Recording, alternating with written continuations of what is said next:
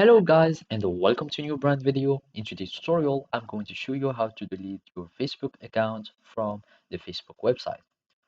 So all you need to do now is to follow these simple steps. Basically, these steps will apply to the Facebook mobile app too.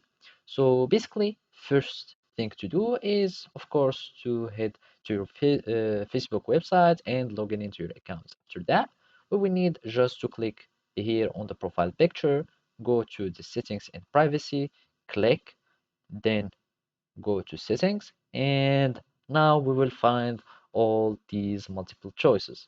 And basically and simply all what we want is to go to the accounts center. So basically here in the account center, you can manage all your meta accounts that have the same, for example, email, or that you have some emails synced or some applications that are synced. So basically I have those two accounts that are synced, and basically I can manage them both in the account center. And basically, to delete the account, you will need just to go here to the personal details. And by clicking here, you will need just to go to account and ownership and control. So basically, you have the memorialization option, and you have also the deactivation or deletion option. And this is what we are interested in.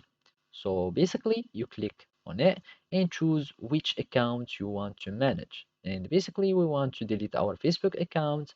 And basically, you will need just to read these precautions, so you can just be aware that deactivating your account will only have your account temporarily deactivated, and you won't have access to it temporarily, but you will be able to regain it or to regain access to it, and you will be able to retrieve all the data from it. Otherwise, if you delete your account, you will have your account that will be deleted permanently, and you cannot undo these changes, and of course your all your data will be lost.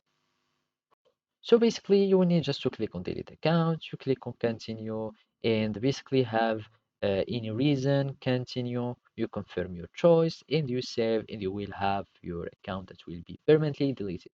So basically, this is how you can do it. Thank you for watching, and see you next time.